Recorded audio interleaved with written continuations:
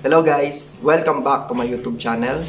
So, my name is Sherwin. Medyo matagal akong hindi nakapag-upload, no? Kasi these past few months, sobrang busy ko sa trabaho. May mga activities kami na ginagawa sa trabaho like mass vaccination. Tapos may mga preparation pa kami for upcoming year, which is ito nga yung 2024.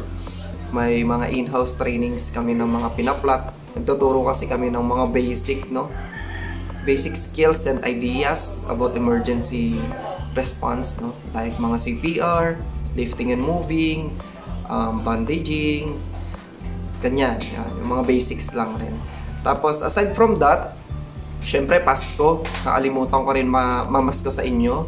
Tapos, New Year. Then, pagdating naman ng January, panggabi ako. Kaya, ayun, tulad yan, sinabi ko sa inyo dati, di ba? Wala talaga akong oras pag panggabi yung schedule ko kasi it's either tulog, nagbabantay ng mga bata, o kaya nasa labas with the family. Yan, ganun yung ginagawa ko. Tapos, ayun, first birthday at saka binyag pa nung bunso ko, kaya talaga in-spend ko talaga yung oras ko para sa kanila. So, ayun guys, na-miss ko kayo. Ayun yung una kong gustong sabihin sa inyo, no? Na-miss ko kayo.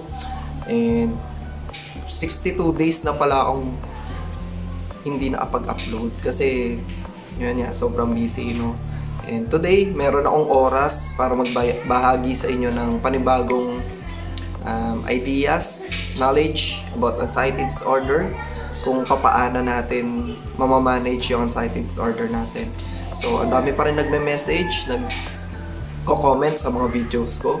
And pasensya na, talagang hindi ako nakapag-open ng comment box, no, sa YouTube kasi talagang busy. Sobrang busy talaga.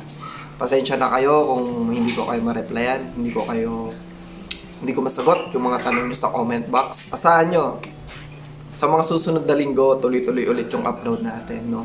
So, ayun, maraming salamat sa pagsubaybay.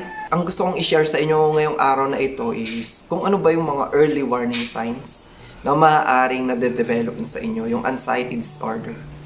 So, yung i-share ko sa inyo, it's about my personal experience. Kung ano ba yung mga early warning signs na napansin ko para at least mapansin nyo rin sa sarili nyo kung maaari bang na-develop nyo na yung anxiety disorder, ganyan, no? So, ayun, umpisa na natin, guys.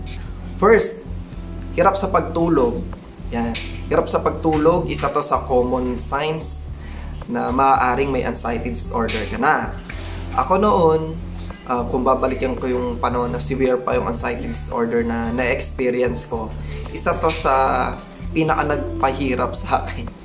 Kasi dumating sa point na siguro 2 hours or 3 hours na lang yung tulog ko sa isang gabi. Alam nyo yung pakiramdam na parang nakapikit ka lang tapos yung diwa mo gising.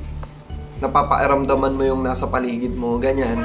Tapos, ayun, sa sobrang hirap nito, pagkagising ko sa umaga, sobrang nakakahilo, ang sakit sa ulo, hindi ka makafocus sa trabaho mo. Siyempre, may mood swings, no? Talagang ang hirap, no? Kapag wala tayong tulog.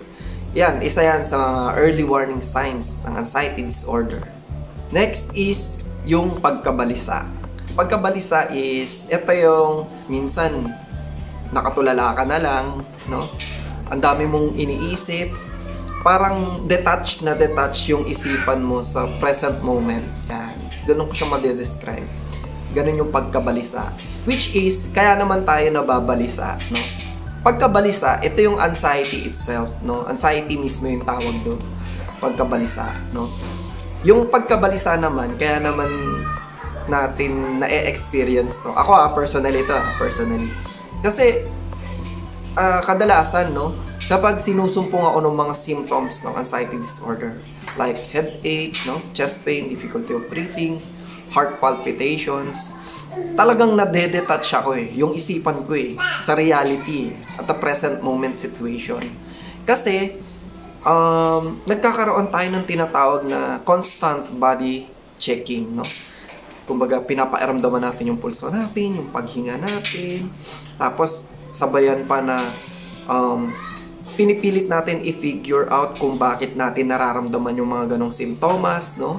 Kaya, hindi natin namamalayan na nababalisa na pala tayo, no?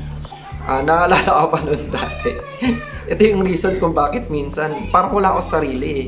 Naiinis na nga sa akin minsan yung partner ko kasi minsan habang kumakain, no? Almusal, makaramdam ka lang ng onting simptomas, nababalisa ka na. Nakatulala ka na lang, nakatingin ka sa pagkain mo o ang layo ng tingin mo. Tapos parang ang lalim-lalim ng iniisip mo.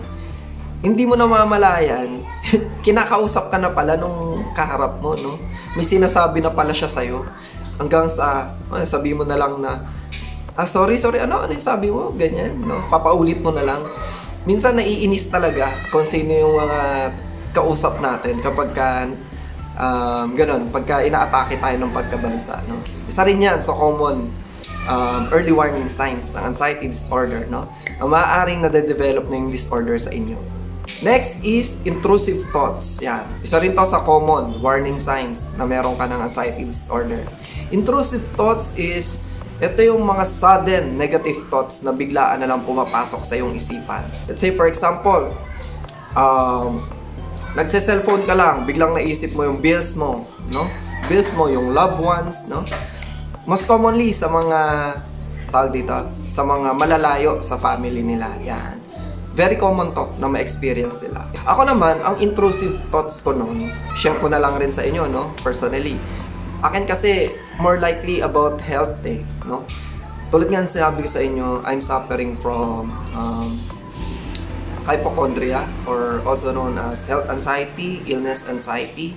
Kaya ang intrusive thoughts ko noon is about mga signs and symptoms, no? Like mga chest pain, heart palpitations, related sa heart. And kasi naging fear ko eh. So, kada individual, iba-iba rin yan, yung mga naiisip nating intrusive thoughts. Next is agoraphobia. Agoraphobia is, ito yung types of phobia na most commonly na-experience ng taong may anxiety disorder. Agoraphobia is, ito yung weird feeling. Let's say, for example, ayaw mo na naiiwan ka mag-isa sa bahay ninyo. Ayaw mo lumabas sa bahay ninyo. Nagkakaroon ka ng fear na mag-travel, no? Pumunta sa trabaho, pumunta sa school mo. Kasi, natatakot ka ma-experience mo yung mga symptoms ng anxiety. So, kung gusto nyo matutunan or malaman yung about agoraphobia, meron na akong video dyan. Pwede nyo hanapin doon sa mga videos na in-upload ko. So, ayun lang muna yung isi-share ko sa inyo guys, no? Since bigla ang video to, na-miss ko rin kasi talaga kayo, and pasensya na, tagal kong walang upload. I hope patuloy nyo pa rin panoorin yung video ko, no? Ang daming mga nagpapasalamat, no? Na-appreciate ko kayo lahat. And siguro sa mga susunod na videos ko, gagawin ko ng parang question and answer portion yung mga tanong ninyo, no? Sasagutin ko rin sa video. So, ayun lang. So, please don't forget to subscribe, like, and comment down below. And click the notification bell para parati kayong updated sa latest upload ko. Maraming salamat po. Bye!